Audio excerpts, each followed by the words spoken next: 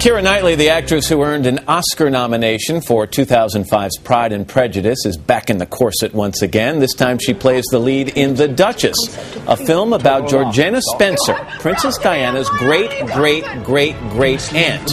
Set in late 18th century England, she's a woman who's beautiful, popular, and adored, yet also lonely for her husband's affections and under tremendous pressure to live under strict social rules in the limelight of her day. Sounds familiar? Keira Knightley, good morning. Nice to see you. Thank you. Thanks for having me. Back in the corset again. What do you like about these period pieces? Oh, I don't know. I think it's just being able to dive into a complete fantasy world. I think that's what I love. It's complete escapism. Is it easier to do that in full regalia than it is, you know, if you were in jeans and T-shirt playing a different kind of character? Kind of, yeah. I think, you know, if you're playing a modern-day piece, then you know what society's like today. You know how we speak, you know how we dress. It's sort of, I find it quite confining, whereas you do something like this, and it allows your imagination to run riot. But is it harder, though, and maybe this is more of a director's question than an actress's or an actor's question, is it hard to make those characters relevant to a modern audience? How do you connect people in the theater to someone who lived hundreds of years ago? I think we haven't changed emotionally. I think the emotions are exactly the same, and if you're playing,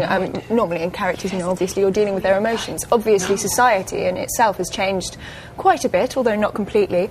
So that's kind of wonderful because you have this alien aspect of it, but actually, I don't think we've changed that much. It seems the press wants to draw some other, or connect the threads in other ways between Georgiana and Diana. Yeah. And I read an interview you gave lately, you said, look, I'm not playing Diana, I'm playing Georgiana. First of all, does the comparison bother you?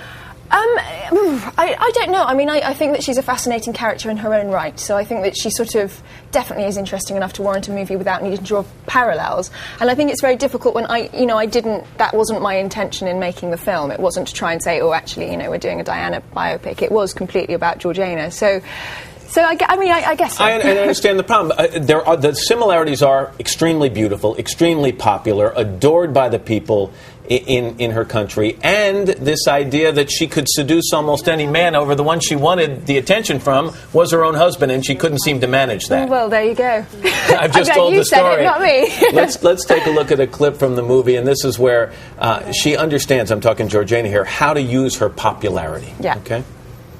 The Duchess of Devonshire.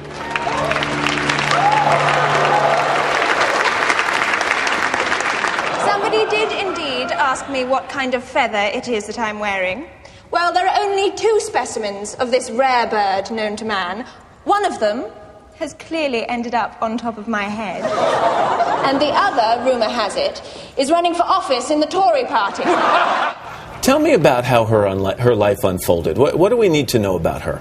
Well, I think really it's the story of a girl who is incredibly naive and sort of and romantic and a fantasist going into a very, very harsh reality. You know, she was married when she was 17 and very happily married, you know, was sort of expecting this big, white, fantastical wedding, and it sort of all went a bit wrong. So she I think probably because she can't get the attention that she wants from her husband and from family members, she sort of dives into politics and fashion and everything else. The only critical thing I read about this from a critic was that the critic wanted to see more. The critic wanted to see more of the evolution of this character and see her into later portions of her life as a strong mother. And does that resonate at all with you? Well, you know, I think it's the difficulty in trying to do a film from a biography. You know, there's so much to her life. She died when she was 48, but she crammed so much in. And I think it's the problem with film as a medium is you only ever have 2 hours to tell a story, and you have to be very specific about the story you're going to tell. So we were specifically dealing with the period of her life, which was, you know, the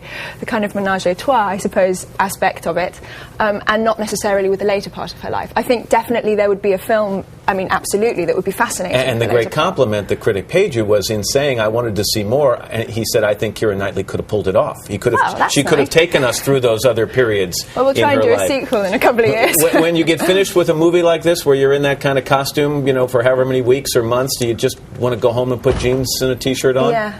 I mean, it was absolute murder. It really was. It was, you can't breathe. You can't, I mean, the wigs are so heavy I couldn't actually hold my head up. But, I mean, it looks good, so that's the main thing. Well, again, you're getting great reviews in this, and it's always nice to have you here. Thank you very much. Keira, thank you so much. The movie is called The Duchess, and it makes its way to theaters on September 19th.